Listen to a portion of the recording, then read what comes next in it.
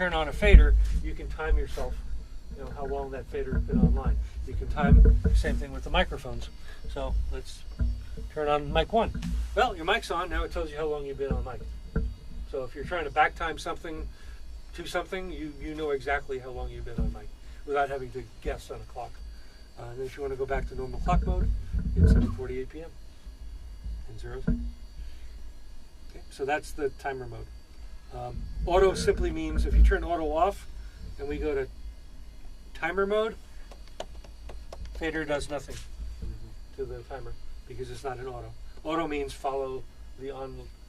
When you turn something on, reset the timer, so you don't have to manually do it. You can manually do it. I can say stop, and I can say reset, and I can say start. But if you're in auto, I can force it to 0 by turning on a fader. So that's the clock, and that's this section here. This section here with the selector and talkback, we don't have those options installed in this board. This is to have a local remote selector, which doesn't exist. The electronics are not behind it, and we don't have a studio to talk back to, so there's nothing to talk back to. So this basically puts your microphone into a speaker on the wall in a control room, in a studio. There is no studio attached to this other than the transmitter, so that's kind of a useless button. So this reverse L here, or this L is nothing. Will there be access for the studio chatter? What studio? Well, let's say you're in CR2 and you want to talk to somebody in CR1. You want a band setting up in conference or CR2, and you want to. Well, you could patch those control rooms through a remote input, okay, and you can hear them, and then they can listen to you on the air monitor or whatever. But this room wasn't designed to interface to those rooms. This room was designed as a production studio, as a secondary production studio for news specifically. But it can do anything. And this console will be here until we get a replacement digital one. Let's go back to time. Okay, so this section, this is your monitor. This is what you hear on your speakers, and this is what you hear on your headphones. And Q is whatever's in Q, and for some reason that's not working right. We'll have to take a look at why that's not working. It doesn't have to be pushed on the monitor button, the Q? No, that's to hear Q on your headphones and Q on your speakers. Okay.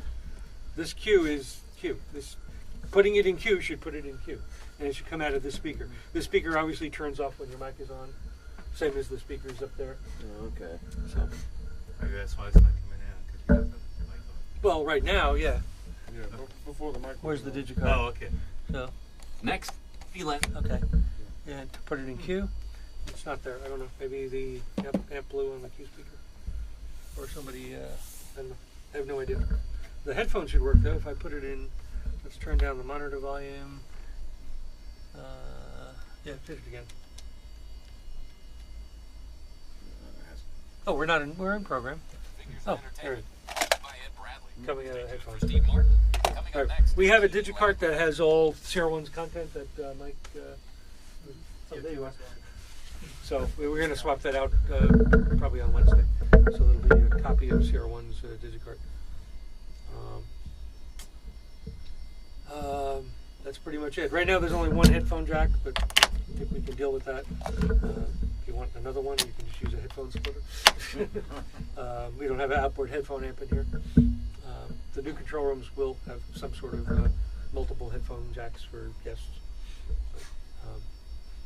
Those consoles, the new consoles, do also have a 1/4-inch jack, and they also have an 1/8-inch mini, which I don't see lasting a long time, but it does have both jacks on the I think it's on the side of the board or in the front, somewhere like that.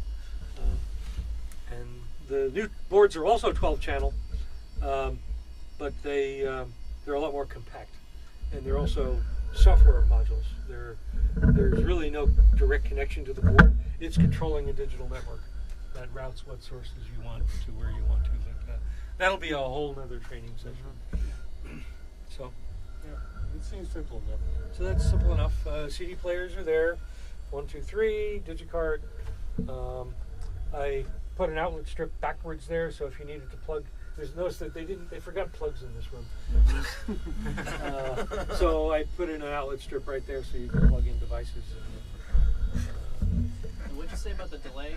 That'll be moved over on CR1. Yeah, after CR1's done, the delay, we'll move the delay over. So, and it'll be in here until the real CR1 goes up. So you could do phone calls. But right now we don't even have a phone system, so so we have to get to that point.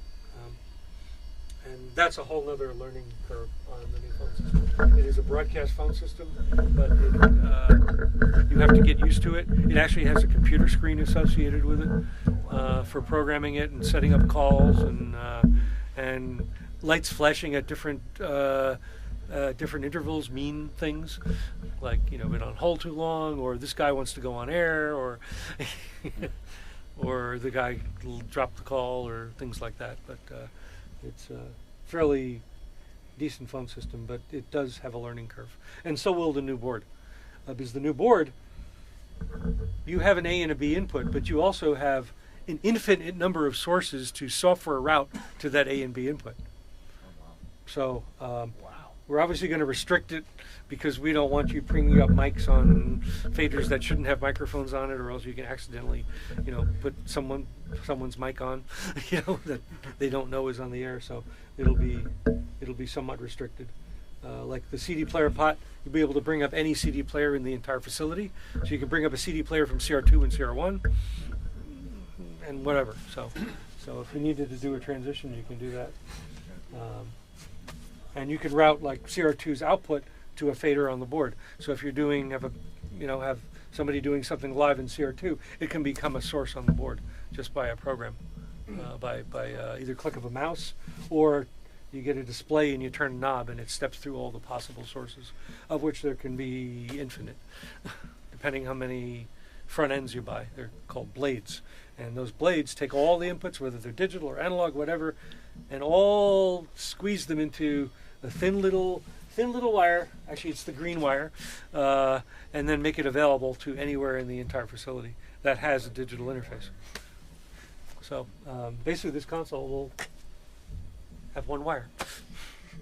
A lot of sources, but it'll have one wire connecting it to the network.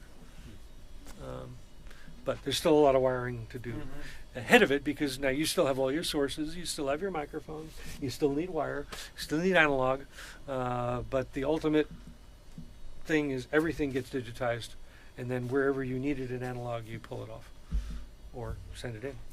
I can say without a doubt there's a lot of wire. You haven't seen half of it yet. Yeah. Yeah. I've seen a good portion of it. Yep. Just sticking my head up into that ceiling. A lot of wire. Yep. And that's about it. So, yeah, we'll figure out why Q isn't working, because that was working yesterday. Blew a fuse or something. So.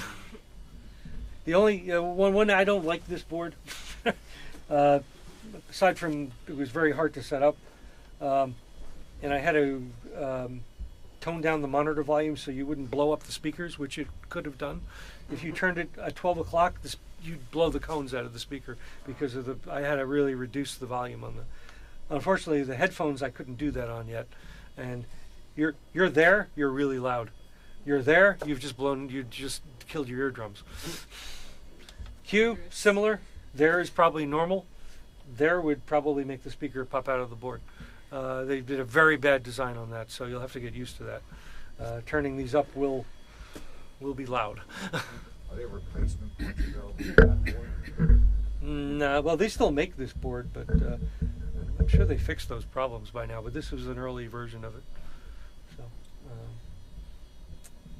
anyway, so be very aware that you can turn your headphones up beyond the threshold of what your ears can handle. Human endurance. Yeah, human endurance. Yeah, I did tone down the monitor by adding a lot of resistors.